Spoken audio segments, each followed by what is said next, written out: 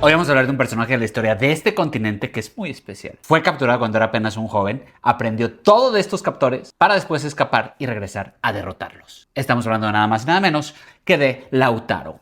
Y como siempre, un poquito de contexto y un poquito de historia. ¿A dónde nos vamos? Nos vamos al siglo XVI, al sur de este continente americano, en lo que hoy vendría siendo Chile. Este territorio era muy diferente a lo que era Mesoamérica y lo que eran los Andes, ya que aquí no hay imperios centralizados, sino que hay resistencia. Es decir, el pueblo mapuche no funcionaba como un imperio, ya que no tenían ni emperador, ni capital única, ni mucho menos una estructura central rígida. Es decir, eran comunidades locales que estaban prácticamente organizadas en torno a un líder local. Pero aquí lo interesante de estos mapuches es que estos compartían algo clave. ¿Y qué es esto? Se preguntaron ustedes. Una fuerte identidad territorial, además de una capacidad constante de guerra, lo que los haría en un pueblo sumamente difícil de conquistar. Nos vamos al año de 1540, donde llegaría a esta región un personaje de la historia que seguro conocerán, que se llama Pedro de Valdivia, que sería el fundador de lo que conocemos como Santiago. Este señor ya era un veterano en lo que eran todas las campañas que se habían dado en esta América y su objetivo era nada más y nada menos que expandir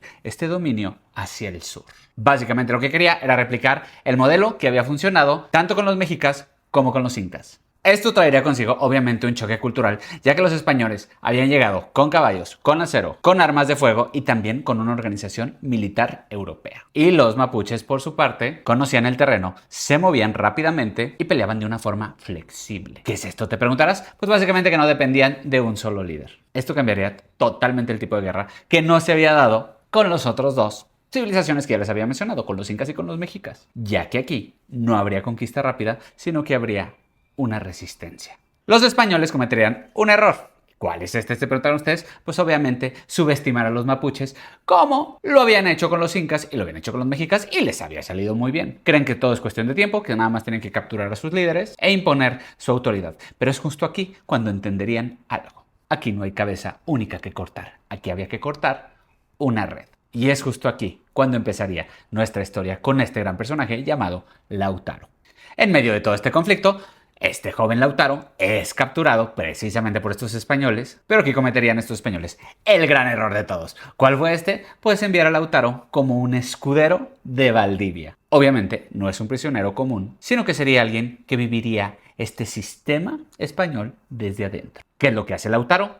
Observa, aprende y calla. Estas tres cosas harían que Lautaro entendiera algo clave para esta guerra. Esto es, entender perfectamente cómo pelean los españoles. Durante años Lautaro serviría como escudero de Pedro de Valdivia, como ya les había comentado, y cabe mencionar que no estaba encadenado todo el tiempo. Por eso es que estaba cerca de la acción y esto le permitiría observar cómo se organizan, cómo se mueven y cómo pelean. Es decir, aprende algo que ningún mapuche había logrado comprender hasta ese momento, que era la lógica militar española. Y aquí llegaría algo clave. Estamos hablando de nada más y nada menos que de los caballos. ¿Y por qué es esto? Se preguntarán. Pues porque para los mapuches el caballo era algo completamente desconocido y para los españoles esto representaba una ventaja absoluta. ¿Y qué es lo que hace Lautaro? No solamente observa los caballos, sino que aprendería a montarlos, a controlarlos y a aprender a usarlos en batalla. Esto lo cambiaría todo, porque de ser prácticamente una desventaja, esto se convertiría ahora en una herramienta para los mapuches. Pasarían los años y Lautaro se lograría escapar de las manos de estos españoles y no iría a huir, por decirlo así, sino que regresaría con su pueblo, los mapuches, pero ya no regresaría siendo el mismo. Algo había cambiado en él. Es decir, no regresa como víctima, sino que regresa con todo el conocimiento y es este conocimiento el que le daría el poder. ¿Qué es lo que hace Lautaro?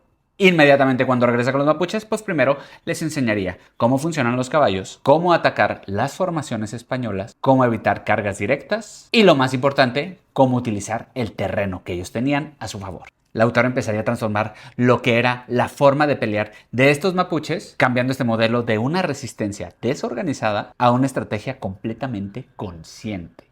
Obviamente, esto haría que su conocimiento lo posicionaran como el gran líder de este pueblo, ya que no solo sabe pelear, sino que sabe perfectamente cómo pensar esta guerra. Esto lo convertiría en un toki, es decir, un líder militar, pero a diferencia de los otros tokis, pues este no es un líder tradicional, sino que este se habría formado en las filas del mismísimo enemigo. Y ahora sí, se armarían los trancazos. Lautaro, como líder militar, no solo atacaría de forma impulsiva, sino que planearía y observaría los movimientos de los españoles. Es decir, esperaría el momento y elegiría el lugar. ¿De qué lugar estamos hablando? De Tucapel, es decir, una región al sur de Chile, que no sería casualidad, ya que es un terreno que favorecería totalmente a los mapuches. Estamos en el año de 1553 y obviamente Pedro de Valdivia se encaminaría hasta este lugar y cree que enfrentaría una resistencia sumamente normal como lo había venido haciendo. Lo que no sabe es que Lautaro está organizando algo completamente distinto. ¿Qué es esto? Se preguntan ustedes. Pues que los mapuches no atacarían de una sola vez, sino que lo harían en oleadas, y esto es completamente nuevo para un pueblo americano. ¿Qué quiere decir esto? Pues desgastan, rodean y romperían el ritmo de estos españoles. ¿Y qué es lo que les pasaría a estos españoles? Se preguntarán. Pues como estaban acostumbradísimos a imponer el orden de forma muy rápida, terminarían por perder el control de esta guerra. Los caballos ya no serían una ventaja absoluta como lo habían sido en otras batallas, y sus formaciones se empezarían a romper. ¿Qué es lo que pasaría con esto? Pues nada más y nada menos que la captura de Valdivia. Esto es totalmente clave porque estamos hablando que el conquistador que había fundado estas grandes ciudades y había expandido este imperio hasta el sur, caería contra alguien que había tenido a su mismísimo lado. ¿Y qué pasaría ante esto? Se preguntan ustedes. Pues aquí hay muchísimas versiones, pero todas coinciden en esto, en que la muerte de Valdivia fue brutal. Se habla de que fue una ejecución tras la captura, otros dicen que hubo una tortura previa y otros dicen que fue un castigo sumamente ejemplar. Es decir, no fue solo aniquilar al enemigo, sino que fue enviar un mensaje. ¿Cuál era este mensaje? Pues que el dominio español no era inevitable. Esta derrota sacudiría completamente lo que era la conquista en este territorio chileno, haciendo que los españoles entendieran algo completamente distinto. Es decir, esto no es México y esto no es Perú. Aquí hay resistencia organizada y hay un líder que sabe perfectamente cómo pelear. Y tras estas batallas y tras la muerte de Pedro de Valdivia, pues Lautaro no se detendría. Es decir, continuaría la ofensiva contra los españoles, atacando varias posiciones de estos, además de destruir sus asentamientos. Mantendría lo que es una presión constante y terminaría por hacer que esta conquista del sur fuera algo completamente inseguro. Obviamente con esto Lautaro se enfermaría del poder y ya no nada más se quedaría en este sur, sino que decidiría avanzar hacia el norte. Es decir, decidiría llevar esta guerra al corazón de Chile. Estamos hablando de Santiago. Esto cambiaría de ser de una resistencia local a una estrategia completamente ofensiva. Pero obviamente los avances tienen sus costos. Es decir, la distancia de su territorio base, menor conocimiento del terreno, el cansancio de sus fuerzas obviamente, y lo más importante de todo, que le dieron tiempo a los españoles para reorganizarse. Los españoles se adaptarían a esto y obviamente también aprenderían de Lautaro y con esto le prepararían una respuesta a este hombre. ¿Cuál es esta? En 1557, la batalla de Mataquito. Aquí no lograría reorganizar sus fuerzas y terminaría por ser capturado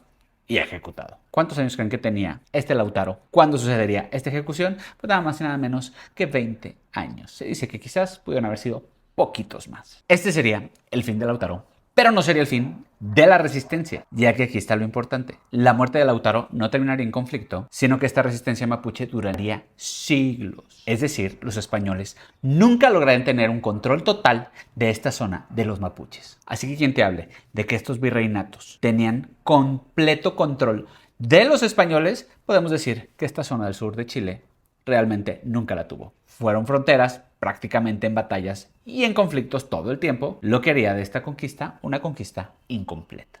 Lautaro no construyó un imperio, sino que hizo algo todavía más difícil. Demostró que la conquista no era inevitable y que incluso frente a uno de los imperios más poderosos del mundo, la clave para cambiar la historia está en entender perfectamente a tu enemigo.